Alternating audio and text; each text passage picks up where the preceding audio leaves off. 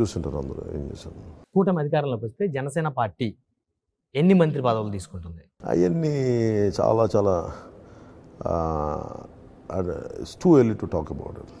చాలా మరి నేనేం ఆలోచిస్తాను, ప్రైమరీ ముందు ఫస్ట్ గెలవడం, కూటమి గెలవడం, గెలిచిన తర్వాత మాట్లాడాను. సార్, గతంలో జనసేన అధినేతని టార్గెట్ చేసింది తెలుగుదేశం. అయితే ఇప్పుడు అవన్నీ కూడా మర్చిపోయి ఏ విధంగా మళ్ళీ వారితో ట్రావెల్ అవుతున్నారు? ప్రతి పొలిటికల్ పార్టీ గొడవలు ఉంటాయి, మీరు దాని సందేహం లేదు. ఇప్పుడు నా పార్టీలో నడిచిన వాళ్ళు, ఇప్పుడు మీరేమంటారు, నా పార్టీ నేను పెంచిన వాళ్ళు నన్ను తిడుతుంటారు. పొలిటికల్ ప్రాసెస్లో అది ఒక భాగంగా తీసుకోవాలి దాన్ని. డెమోక్రసీ అంటే ఏంటండి, కత్తులు కటార్లు వాడని యుద్ధం. దాంట్లో వెనక నుంచి పొడిచే వాళ్ళు ఉంటారు, అనుకూల శత్రువులు ఉంటారు, శత్రువులతో పాటు పక్కన తిరిగాడు అనుకూల శత్రువులు ఉంటారు. వీళ్ళందరూ అర్థం చేసుకుంటూ ముందుకెళ్ళడమే. అలాగే పార్టీలకి పాలసీ విభేదాలు ఉంటాయి, కొన్నిసార్లు మాట పెరుగుద్ది, మాట అనుకుంటాం. కానీ అల్టిమేట్ ఆబ్జెక్టివ్ ఏ పొలిటికల్ పార్టీకైనా ఏంటి, ప్రజా సంక్షేమం.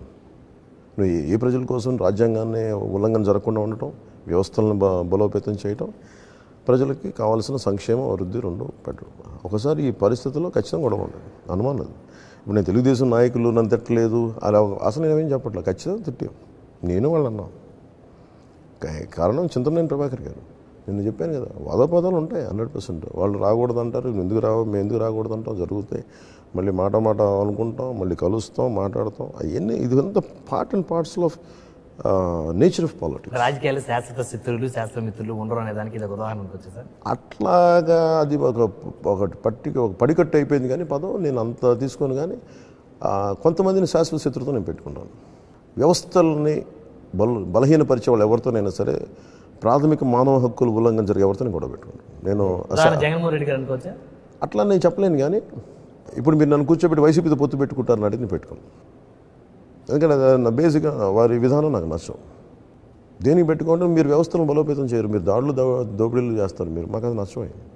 నువ్వు కనీసం మీరు బాధ్యత కదా ప్రజాస్వామ్యాన్ని పరిరక్షించడం. అసలు మేము వ్యవస్థలను బలోపేతం చేయమంటే దేనికి మరి what is the purpose of politics then?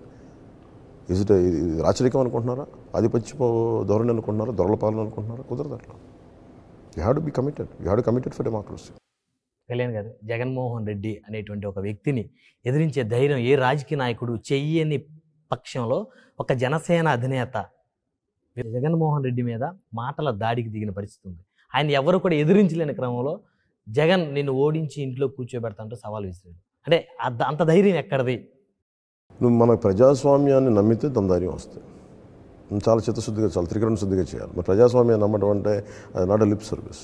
When you do it, when you have to firmly believe in it. చాలా మీరు కూర్చోబెట్టి ఈ మాట మాట్లాడిన మాట కాదు, నమ్మితే చాలా పరిపూర్ణంగా నమ్మి చేయాలి, బతకాలి ఆ జీవితాన్ని. సార్, మీకు భయం లేదా? నాకు నమ్మితే భయం ఉండదు. నాకు నిర్ధారణగా వచ్చేంత వరకు జాగ్రత్తతో ఉంటుంది, నాకు భయం ఉండదు. సార్, అనేక సందర్భాలు మీరే చెప్పారు, వైఎస్ఆర్ కాంగ్రెస్ పార్టీ రౌడీయిజం, గూండాయిజం పెద్ద ఎత్తున ప్రోత్సహిస్తున్నారు.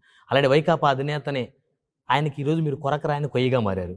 ఆయన అధికారాన్ని తీసేసే క్రమంలో మీరు బలమైన శక్తిగా ఎదుగుతూ ఉన్నారు. సో ఆయన తరపు నుంచి కానీ వాళ్ళ మనుషుల తరపు నుంచి కానీ ఏదైనా హాని మీకు తలపెడతారేమో అనేటువంటి భయం మీకు ఎప్పుడు కలగలేదా? ఎందుకు ఉంటాయి, ఆలోచనలు రాకుండా ఎందుకు ఉంటాయి ఖచ్చితంగా. బట్ ఐ థింక్ మీరు మరి అలా అనుకుంటే బ్రిటిష్ వాళ్ళు ఇక్కడి నుంచి పంపించేయగలమా?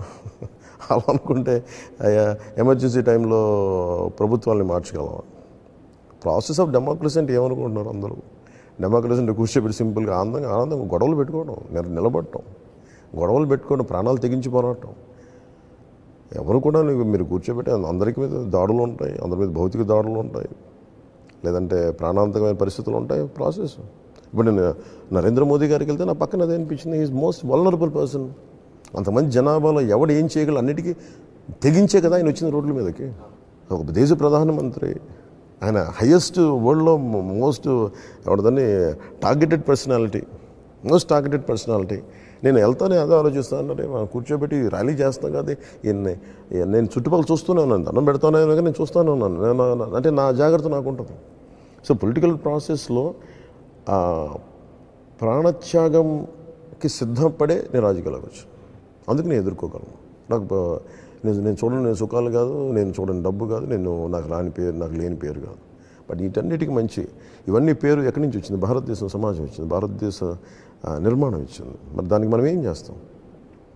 ఒక ట్యాక్సులు కడతాం బాధ్యతగా నాకు అది సరిపోలేదు అందరిలాగా. సగటు భారతీయులు నాకు సరిపోలేదు. I want contribute more. So what is that? ఎక్కడైతే ప్రాథమిక హక్కుల ఉల్లంఘన జరుగుతుందో నేను నిలబడాలనుకున్నా. మేబీ ఎన్జిఓ అయితే చేసి ఉండొచ్చు, కొంతమంది స్నేహితుల సమూహంతో చేసి ఉండొచ్చు, సరిపోలే. Then I established a party, I with stood. And నాకు క్రిమినలైజేషన్ ఆఫ్ పాలిటిక్స్